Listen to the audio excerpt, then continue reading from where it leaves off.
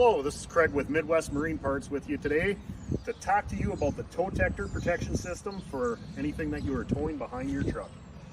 There's four main things that you need to consider when ordering and getting one of these for your truck, because they make them specific to the make and model, your make and model of your truck. So we'll dive right into those questions. All right, the first question that we always get asked is, how long of brushes do we need?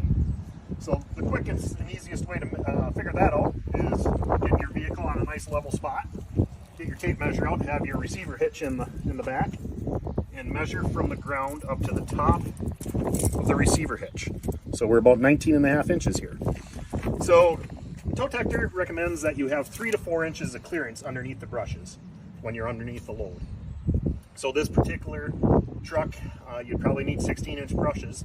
Now, this is not underneath a load yet, so we do have to consider that as well. And we'll talk a little bit more about that a little later. All right, so we have this truck set up, and as we come back, you will notice that the brushes are roughly about 6 inches off the ground. Now, that is to take into consideration the tongue weight that we're going to have as soon as we hook up the towable that we are towing behind this particular truck. So once that trailer is hooked up, we'll be within that 3 to 4 inch range that Towtector recommends. All right, Towtector with the brush height has developed their center bracket that gives you some travel. So depending on if all of a sudden you're maybe towing something a little heavier than you aren't normally towing, you can adjust this up 2 inches. There's 2 inches of travel there. So let's just say you're towing something a little heavier. You can adjust this up so you have the correct brush height. One thing that we talked about earlier is that Towtector is specific to the make and model that you have in the truck. And that is due to the exhaust systems of each truck. So gas, diesel exhaust are different and they have different applications. So this is a gas at a 90 out the back. As we walk over to this other truck, that is a diesel at a 45. So each one of these will need potentially a different guard or the such as that, so that you don't have melting of the brushes or the rubber straps that come down. Obviously diesel burns hotter than gas, so you need to consider that. A lot of the Dodges have dual exhaust out the rear. You also have to consider that. Some of the new Chevys and GMCs have dual exhaust that come out of the bumper, and Towtector makes a different one for that as well. Also, one last thing to also consider too is you do have these little eyes in the back, and that's to help with the different cameras and sensors and such as that. There's certain models where these are low and you might need a lower cut. All of that plays into what Towtector that you need. Third thing that you want to consider is what type of protection that you want. Now, Towtector offers 4 different levels of protection for their Towtector.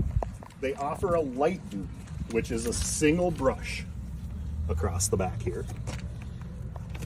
They offer a medium duty, which is a single rubber flap across the back, the whole back. They offer an extreme duty, which that is what this one is, and that is a double brush system. You can see that there's 2 brushes here on the side. And lastly, they offer a maximum duty, and that is a brush and rubber flap. So the forward is a brush, and the rear is a rubber flap.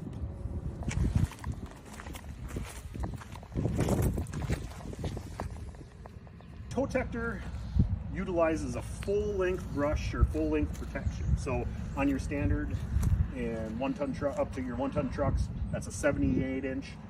If you have a dually or you're using an RV, they have up to a 96-incher as well.